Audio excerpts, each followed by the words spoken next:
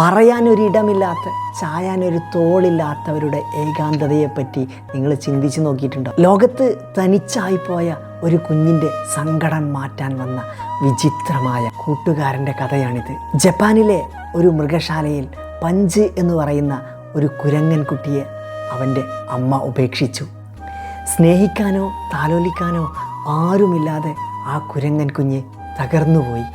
പാലിനേക്കാളും ഭക്ഷണത്തെക്കാളും അവന് ഏറെ ആവശ്യം ഒരു ചേർത്തുപിടിക്കൽ മാത്രമായിരുന്നു.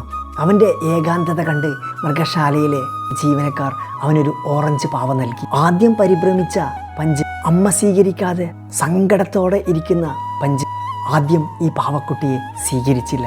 പിന്നീട് ആ പാവയെ കെട്ടിപ്പിടിച്ചു. തൻ്റെ അമ്മയുടെ ചൂട് അവൻ ആ പാവയിൽ കണ്ടെത്തി.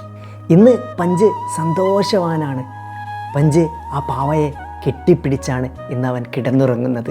അവനെ സ്നേഹിക്കാനും വാത്സല്യം തരാനും ആരുമില്ലാത്ത സമയത്ത് അവന് ലഭിച്ച ആ തോളാണ് അവൻ്റെ ഏകലോകം. പഞ്ചിന് ആ പാവക്കുട്ടിയെ കിട്ടിയ പോലെ നമ്മളിൽ പലർക്കും നാം ഒരു തോളായി മാറാൻ നമുക്കും കഴിയില്ലേ? ഏകാന്തത അനുഭവിക്കുന്നവർക്ക് നാം ഒരു തലയിണയായി മാറുക, അവരോട് സ്നേഹം പങ്കുവെക്കുക. സ്നേഹിക്കാൻ ആരുമില്ലാതെ തനിച്ചായിപ്പോയ പഞ്ച് എന്ന് പറയുന്ന കുരങ്ങൻ കുഞ്ഞിൻ്റെ അതിജീവനത്തിൻ്റെ കഥയാണിത്.